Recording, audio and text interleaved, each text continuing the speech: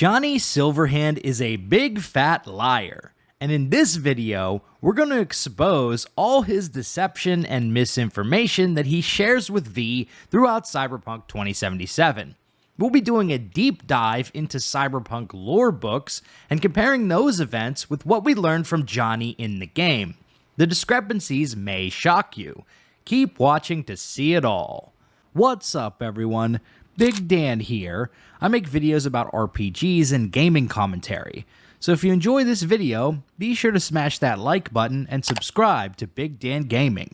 Without further ado, let's dive right in.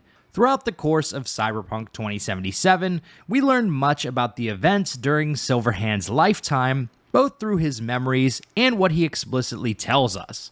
But as it turns out, his accounting of the past is not entirely truthful.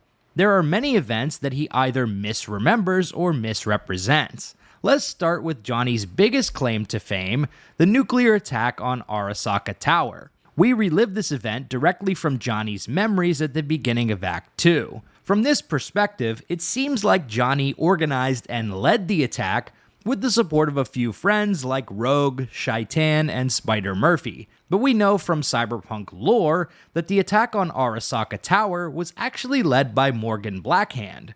Silverhand was involved and present during the attack.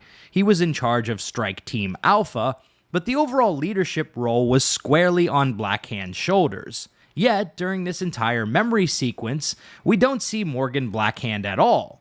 In fact, we don't explicitly see Blackhand at any point during the base game of Cyberpunk 2077, though there is some speculation that perhaps Mr. Blue Eyes is Morgan Blackhand. Check out my video on the topic if you want to learn more about that. One other detail that Johnny conveniently leaves out is that the assault on Arasaka Tower was backed by a rival corporation, Militech. It was Militech who hired Morgan Blackhand and Johnny Silverhand to plant 2 thermonuclear charges inside the tower with the goal of ending the Fourth Corporate War and destroying Soul Killer. So while Johnny talks about raging against the corporations, he neglects to mention that his big mark on the history books was backed with corporate money. So when Johnny scoffs at people like Carrie, Rogue, and V when they work for corporations, perhaps that's coming from a place of defensiveness and misdirection, saying, "You sold out, man," to distract from the fact that that is precisely what he did as well. There's an interesting quote from Morgan Blackhand that sums up their role in the world. "After a few months down on the street, I got into a dust down with a local booster lord. I flatlined him and went back to my drink. Within 10 minutes, the recruiter from Militech came up and dropped me a business card. Now I'm a company man. The pay's good, the work's steady, and they pay for my spare parts. So far, I'm still alive. So far, so good." In a sense, Blackhand, and to a lesser extent, Johnny Silverhand, served a similar role for Militech that Adam Smasher served for Arasaka. They were paid enforcers doing the company's dirty work and being rewarded handsomely for it. Johnny's recollection of his final encounter with Adam Smasher is not accurate either. This is what we see from Johnny's memories.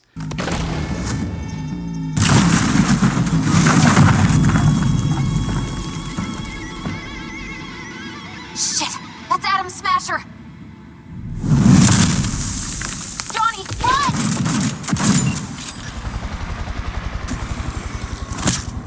Murphy?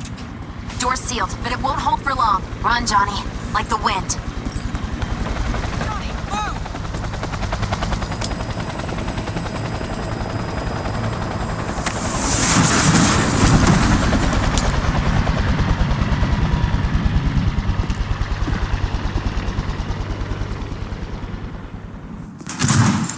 Smasher.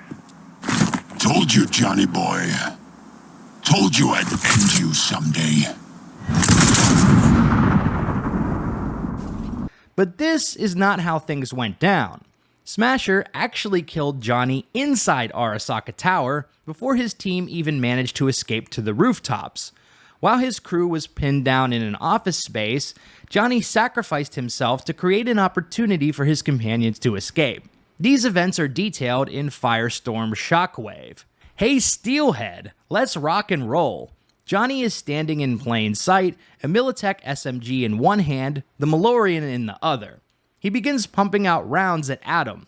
Adam turns but hesitates, astonished at the audacity of the rocker boy, challenging him with weapons that won't even crease his armor.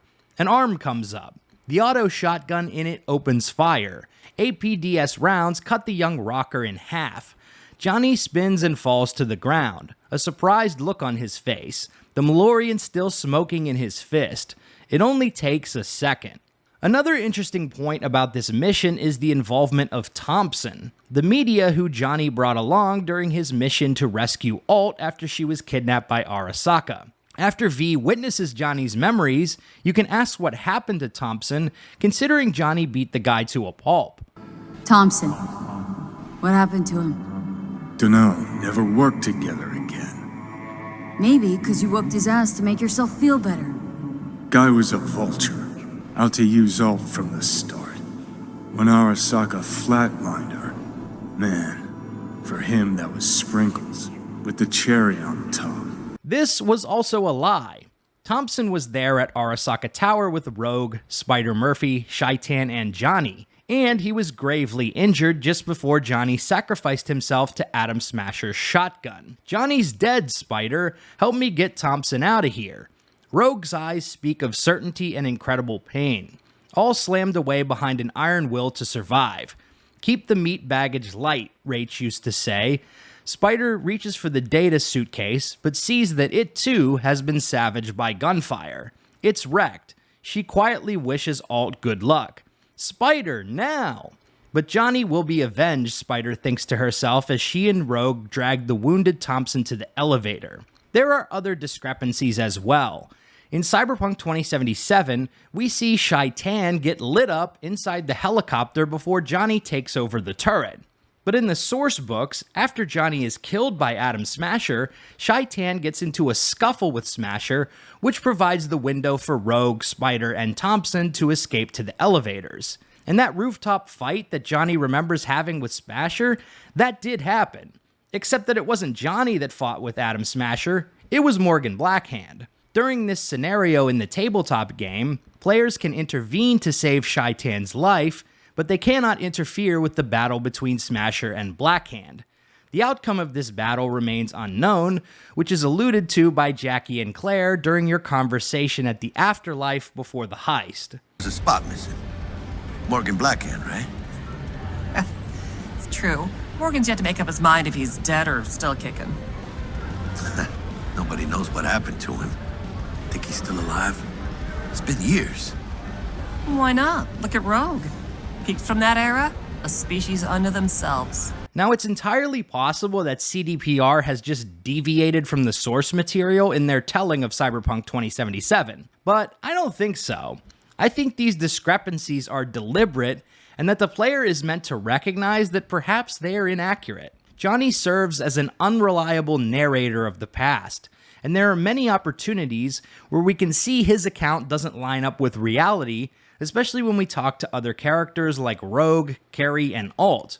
Johnny sees himself as the star of the show. He's got a big case of main character syndrome.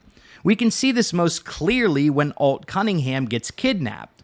Johnny firmly believes that Arasaka was obsessed with taking him down, when in reality, Alt was the real target because they wanted to get their hands on the Soul Killer program which she wrote. Alt's kidnapping, it's collateral shit. They swiped her to get at me. You even know what she does for a living? Girl's one of the best runners around. So, one of how many? No. Only linked to Arasaka's the fact that Johnny Silverhand's boning her. And she's been working for ITS lately. Wrote some real smooth black eyes for them. Not to be duped in either sense of the term.